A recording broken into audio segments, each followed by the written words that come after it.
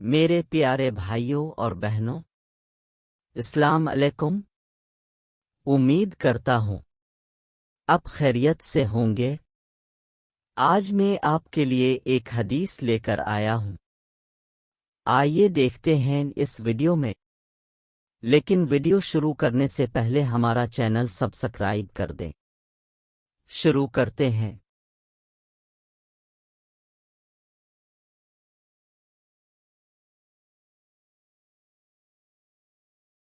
رسول اللہ نے فرمایا، اسلام کی بنیاد 5 چیزوں پر قائم کی گئی ہے۔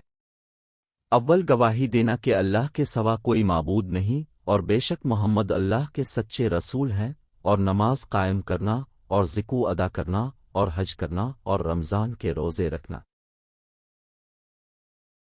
آپ صلی اللہ علیہ وسلم نے فرمایا کہ ایمان کی 60 سے کچھ اوپر شاخیں ہیں، اور حق شرم بھی ایمان کی ایک شاخ ہے۔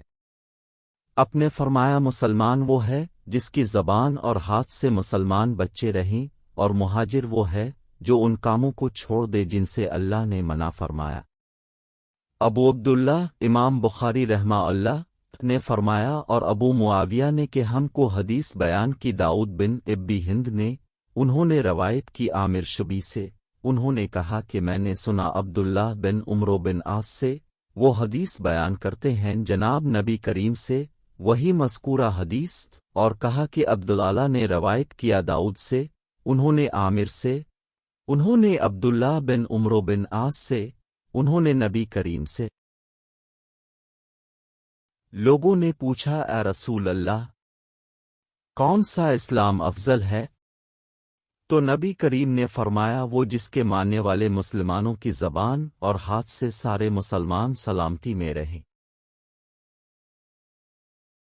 ایک دن ایک آدمی نے نبی کریم سے پوچھا کہ کون سا اسلام بہتر ہے؟